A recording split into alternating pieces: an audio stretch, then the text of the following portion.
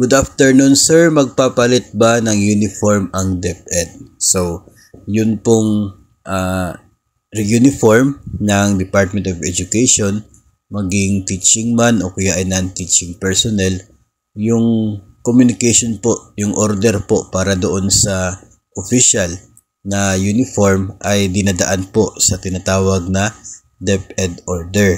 So, yung medyo matagal na rin po, no, yung lumabas yung latest na DepEd order tungkol po sa atin pong sets of uniform para sa mga personnel po ng Department of Education. Kung magkakaroon po ng bagong set of uniform, ay magkakaroon muna ng panibagong DepEd order kung saan nakapaloob po, no, yung mga design at saka yung ibang mga impormasyon tungkol po dito sa atin pong set of uniform kung magpapalit man po. So far sa ngayon, wala pa pong ganong DepEd order, so hindi pa po tayo magpapalit ng atin pong uniform. Possible po, nakikita po natin yung possibility na magkakaroon siguro ng pagbabago, no, in relation doon po sa bagong dress code na ginawa po ng Civil Service Commission. Kasi yung mga heads of agency ay dapat sila gagawa ng kanilang internal rules and procedures sa implementation na nasabi pong bagong dress code. So, pwedeng yun ang magiging laman ng DepEd order na siya pong pagsunod ng DepEd sa circular ng Civil Service Commission. So, mayroong possibility po, no, pwedeng mangyari na until June.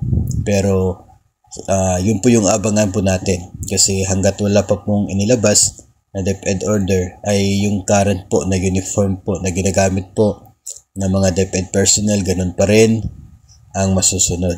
No, timing din naman dahil pagdating ng Abril ay yung release ng uniform clothing allowance. No, so hopefully ay magkaroon, no, ng sabing DepEd order bago lalabas o bago ibibigay ang uniform allowance. Nang sa ganun ay pagdating po ng allowance ay magagamit na para doon sa bagong set, no, at hindi na po ibibili ng current na set tapos babaguhin lang. So sayang din, no? So we will just look forward into it, no? Abangan po natin kung ano po yung magiging update in the near future at atin pong ihahatid sa inyo. So far sa ngayon, wala pa po DepEd order para sa pagpapalit ng atin pong uniform, pero abangan po natin dahil meron po talagang chance na mangyari yan para po sa implementation ng bagong dress code na in-order po, no, ng Civil Service Commission sa pamamagitan ng kanila pong